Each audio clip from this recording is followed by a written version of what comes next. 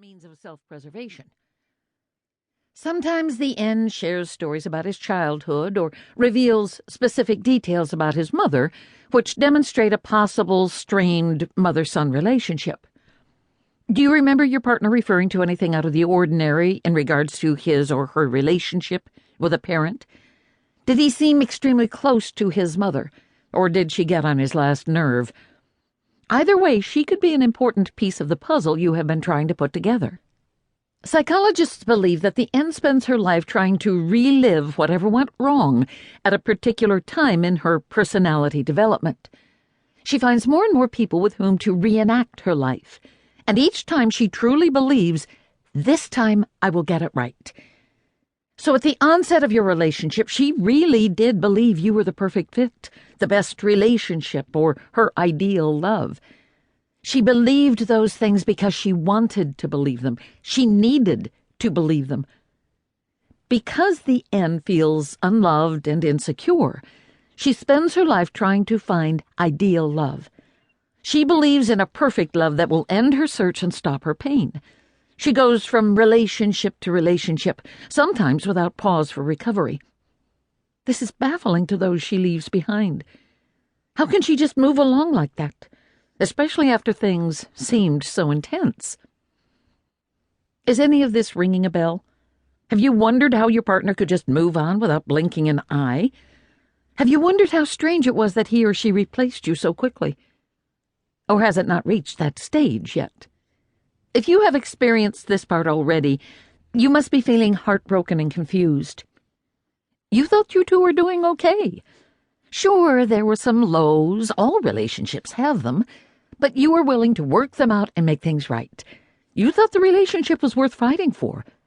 You had way too much in common with him, and at first he made you feel too special to just throw it all away. How could he tell you that you were so wonderful, and then just walk away and never look back? And what about those in-between times when he said cruel things? Did you make excuses for him? You did, didn't you? You thought he wouldn't have said those things if he hadn't been under so much strain at the time. Or maybe you felt as if you had provoked him into saying them.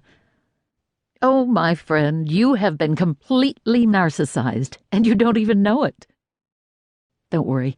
Many people have suffered at the hands of an N, and not all victims have been women. The best way to heal from this type of abuse is to become educated about the disorder. After all, knowledge is power.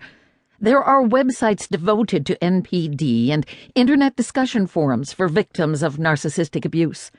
Books and articles have been written about different types of narcissists and treatments for the disorder.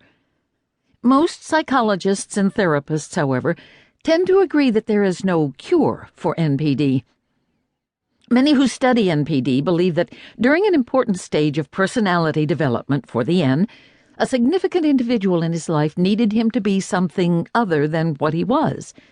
The N then felt as if he had to be different in order to be loved or accepted by that individual.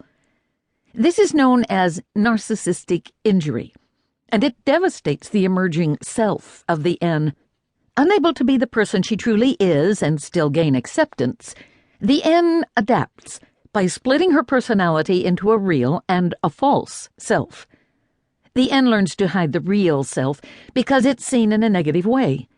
She tries to compensate for her shortcomings by creating a special self, a person who will be loved and admired by all. This explains why she seems to have so much in common with so many people, and how she is able to voluntarily morph into different individuals. The N becomes what the environment needs him to be. He also makes those around him into what he needs them to be. I know this seems bizarre, but think about it. It makes sense. We become mere objects to the N. He never fully experienced love the way an emotionally healthy person does, and therefore merges himself with his objects, us. This explains why the N is unable to distinguish personal boundaries. All of the times he seemed to make himself at home with your things or in your space. He wasn't actually feeling close to you. Instead, he was claiming it as his own, just as a toddler claims another toddler's toys by exclaiming, "My ball!" Usually, the objects with which the N chooses to merge have traits